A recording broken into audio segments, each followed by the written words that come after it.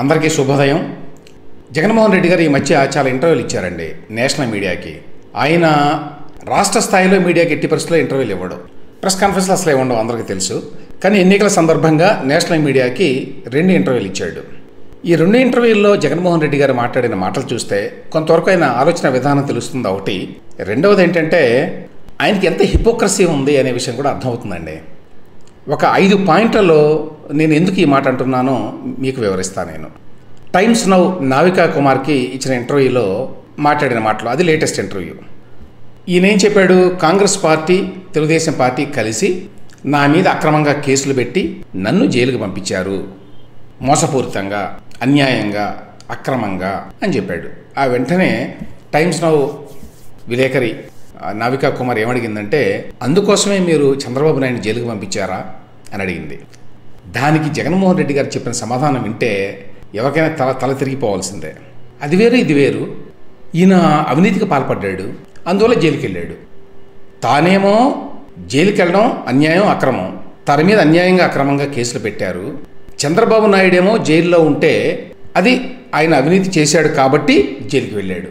ఇంకో మాట అన్నాడండి, తప్పు చేశాడు కాబట్టి జైల్లో ఉన్నాడు. ఇప్పుడు జగన్మోహన్ రెడ్డి గారు మర్చిపోతాడా తాను 16 నెలలు జైల్లో ఉన్నాడని?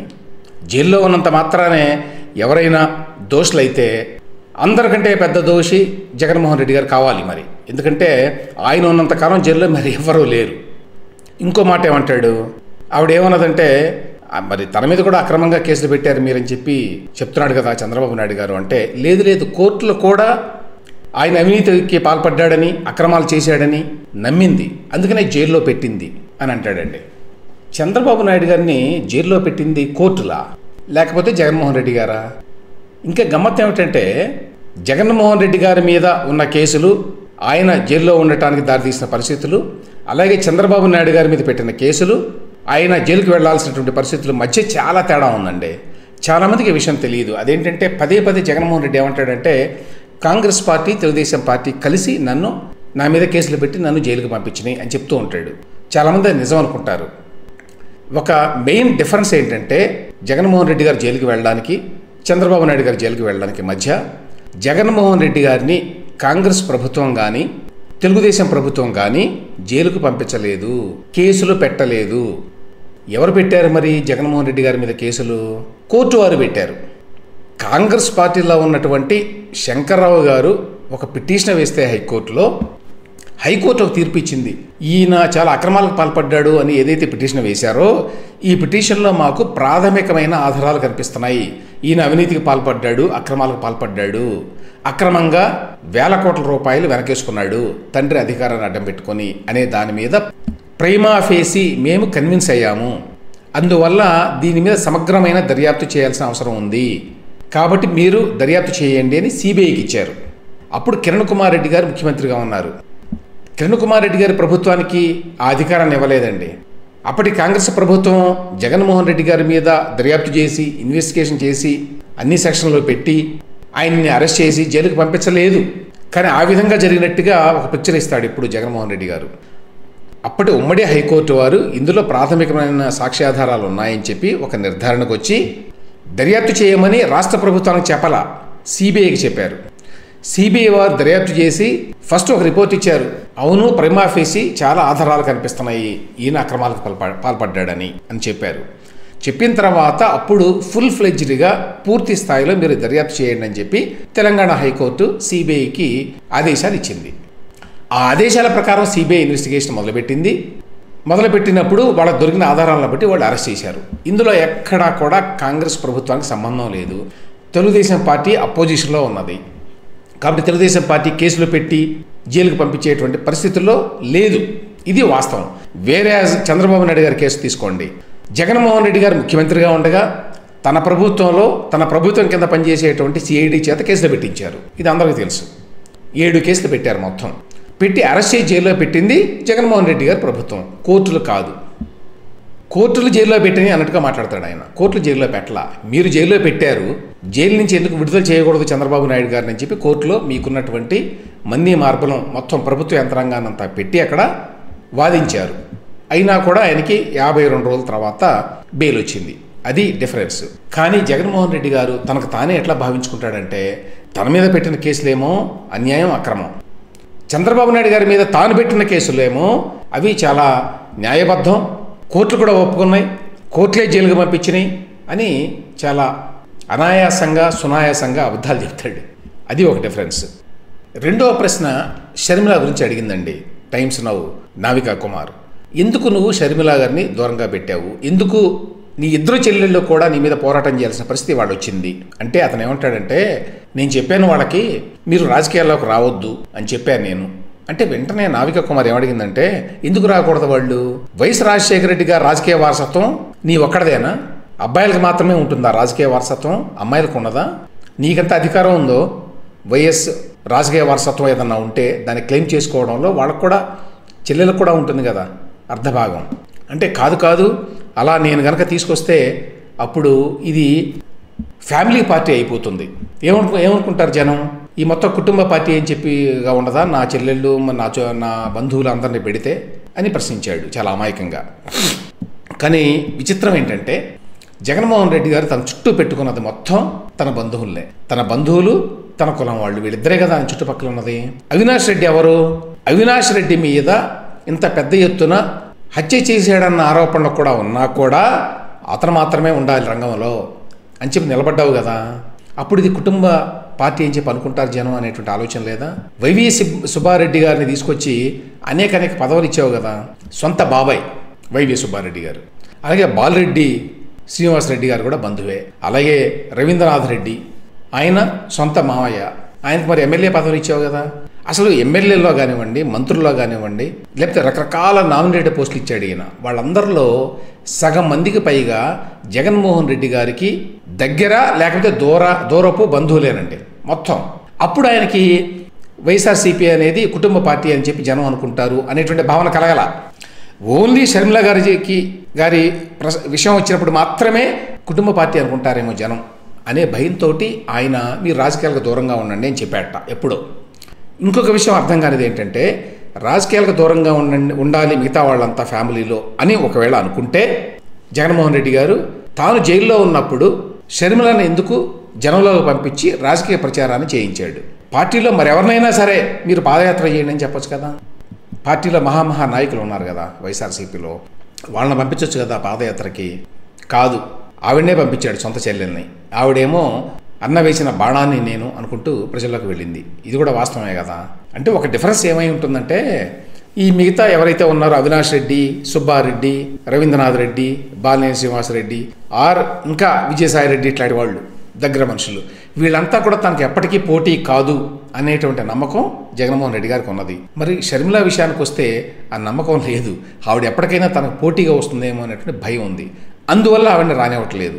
అంతేగాని ఏదో ఇది కుటుంబ రాజకీయాలని చెప్పి జనం అనుకుంటారు అందువల్ల దూరంగా పెట్టాను అని చెప్పేటువంటి మాటలు అబద్ధపు మాటలు. ఇంకో మాట అన్నాడు, చంద్రబాబే షర్మిలను నడిపిస్తున్నాడట, రేవంత్ రెడ్డి ద్వారా షర్మిలని చంద్రబాబు నాయుడు నడిపిస్తున్నాడు అనే మాట 2 సార్లు చెప్పాడండి.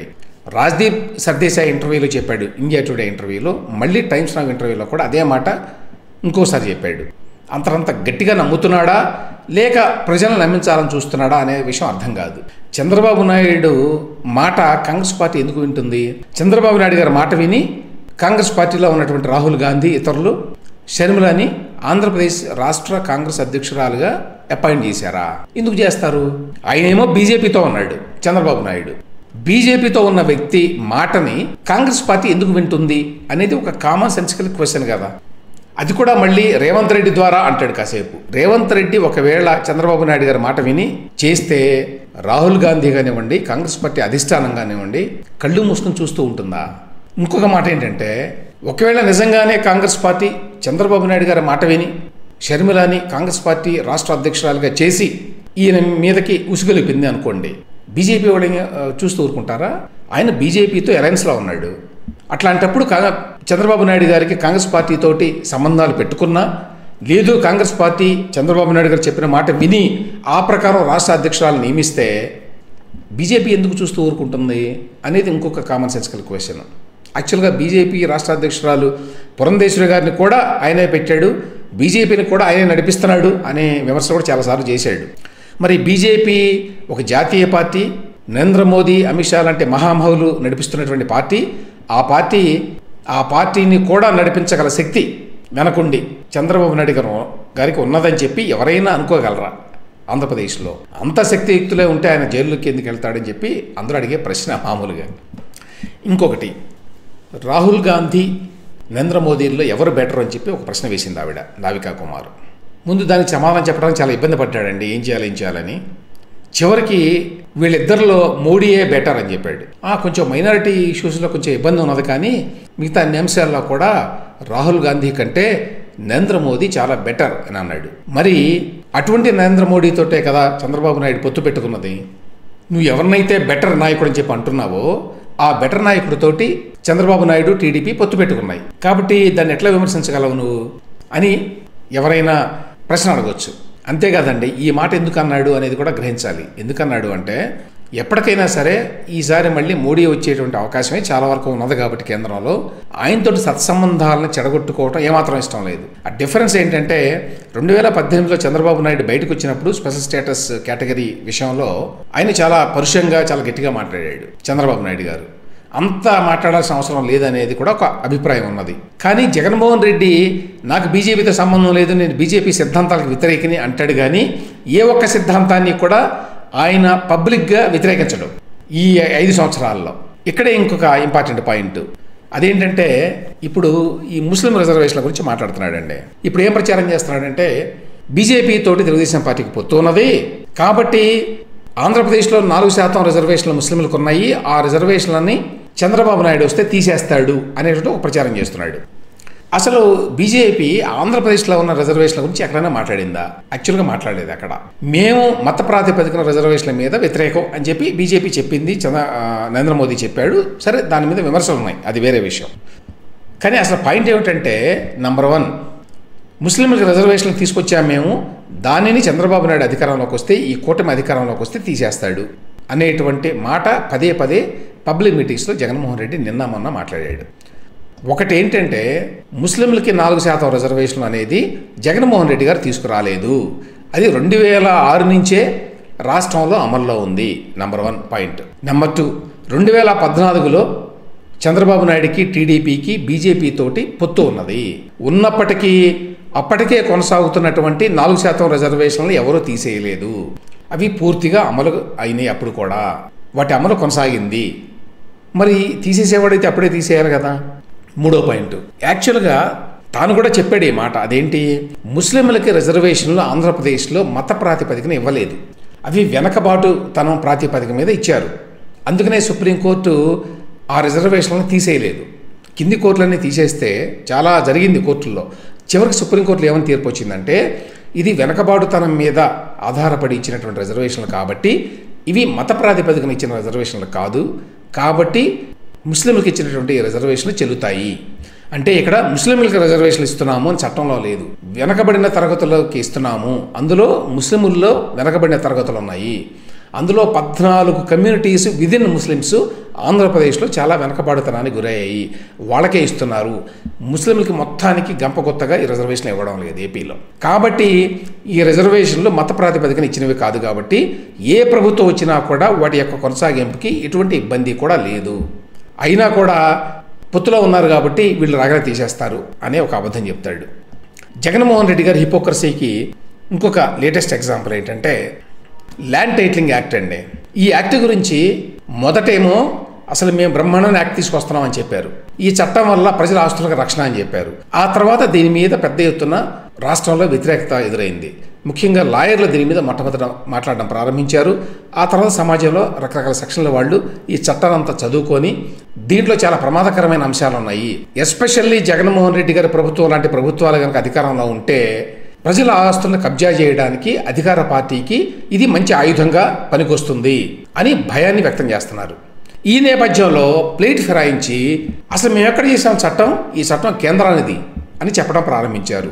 వాస్తవం ఏంటి, కేంద్ర ప్రభుత్వం ఈ చట్టాన్ని చేయలేదు, కేంద్ర ప్రభుత్వానికి ఇటువంటి చట్టాన్ని చేసేటువంటి అధికారం లేదు. ఎందుకంటే ల్యాండ్, భూమి అనే సబ్జెక్టు రాష్ట్రానిది, రాష్ట్రాలకు మాత్రమే అధికారం ఉంటుంది ఆ చట్టం చేయడానికి. సో ఆ ప్రకారం కేంద్ర ప్రభుత్వం ఏం చేసిందంటే, ఏదైనా ఇంపార్టెంట్ ఇష్యూ ఉంటే ఒక మోడల్ యాక్ట్ తయారు చేస్తారు.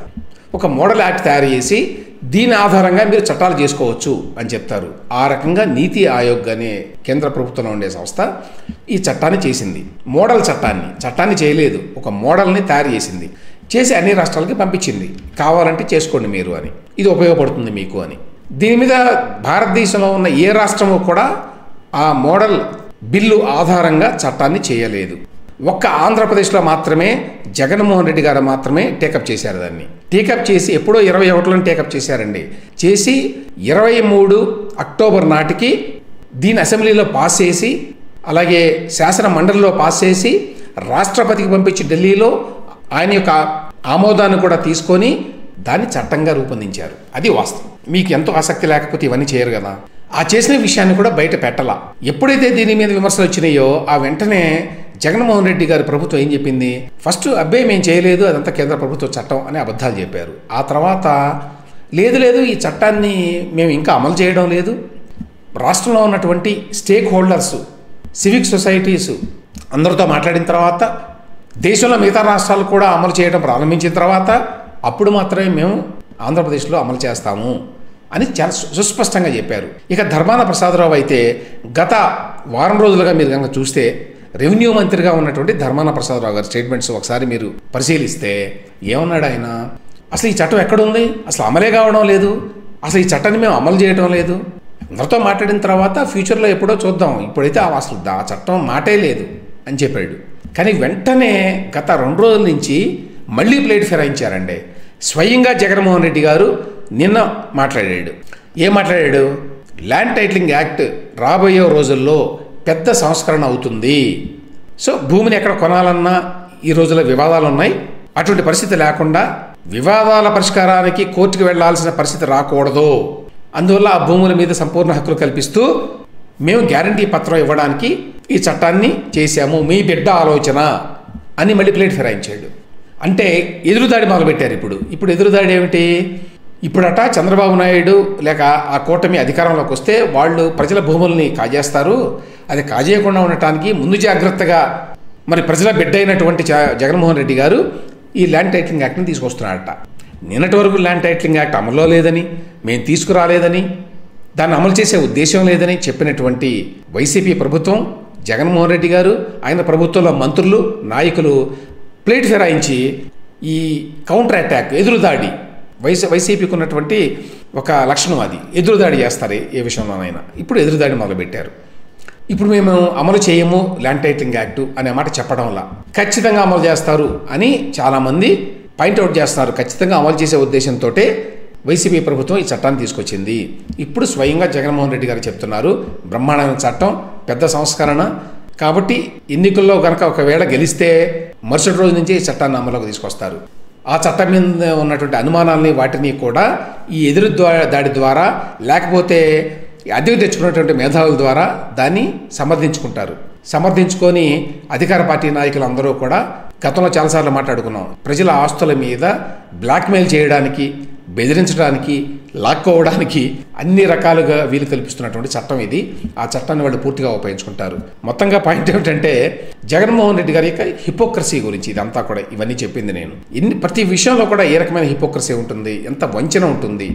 రాజకీయ పార్టీలు, నాయకులు అందరూ కూడా ఎంతో కొంత వంచనకు పాల్పడతారు, అందులో సందేహం లేదు. కానీ దానిని కొత్త ఎత్తులకు తీసుకెళ్ళినటువంటి ఘనత జగన్మోహన్ రెడ్డి గారిది.